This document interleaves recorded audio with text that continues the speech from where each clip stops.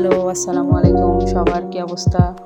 আজকে আরও একটা রেসিপি নিয়ে আসছি, চিংড়ি মাছ দিয়ে কচুর টুকা। এটা গরম ভাত দিয়ে খেতে যে কী মজা! অবশ্যই আপনারা যারা ট্রাই করেন নাই ট্রাই করবেন।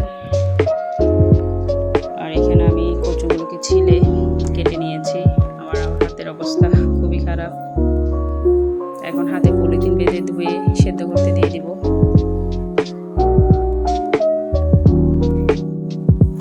সেদ্ধ হওয়া আসা পর্যন্ত ওয়েট করব। সেদ্ধ হয়ে গেলে এখন স্ট্রেনারে নিয়ে তারপর দিয়ে দিব রসুন এবং পেঁয়াজ কুচি দিয়ে একটু ভেজে নেব। রসুনটা একটু বাড়িয়ে দিয়েছি এখানে।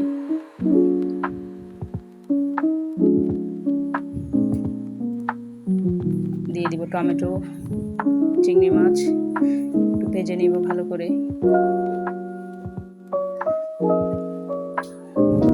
একটু হলুদ, মরিচ, লবণ দিয়ে ভালো করে মিক্স করে নিব।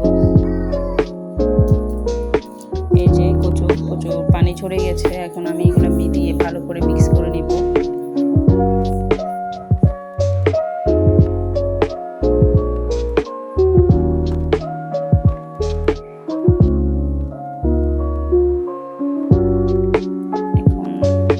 ঢাকনা দিয়ে কিছুক্ষণ রান্না করে নিব। সাথে দিয়ে দিব কয়েকটা কাঁচামরিচ আর লেবুর রস দিয়ে আরও কিছুক্ষণ রান্না করে নিব শুকিয়ে আসা পর্যন্ত। এই রেসিপিটা অবশ্যই সবাই ট্রাই করবেন। আমি এর আগে কখনো খাই নাই, ফার্স্ট টাইম। রান্না করার পর অনেক ভালো লেগেছে, তাই আপনাদের সাথে শেয়ার করেছি। যদি ভালো লাগে অবশ্যই লাইক, শেয়ার, কমেন্ট করবেন।